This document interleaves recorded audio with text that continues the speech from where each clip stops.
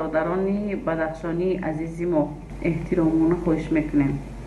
من همچون یک زن مادر همیشه تینجی و آسودگی تاجیکستان را میخواهم. بیایید وطن گلگل شکوفانمان را باز به خرابزار نگردانیم، بر نگردانیم. مثلا سالهای 92 93 94 چه حادثه هایی که از سر ما نگذشته است، ما اون روزها از خاطرمون هیچگاه نمی رود.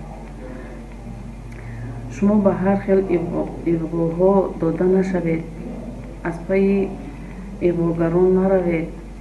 وطن گلگل شکوفانمون را به خرابزار باز هم تکرار شود نبیارید.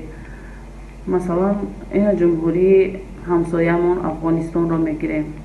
نگاه کنید چندین سالها است که در همین جمهوری جنگ من طالبان جمهوریشان را ضبط کرده گرفتند.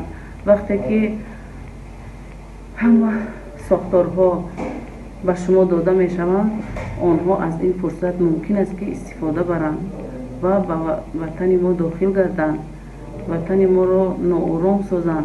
از شما باز هم احترامانه خواهش می نمایم، همچون مادر، همچون زن، همچون آموزگار بیایید صلح کنید، به هر خیل ایرگاها داده نشوید.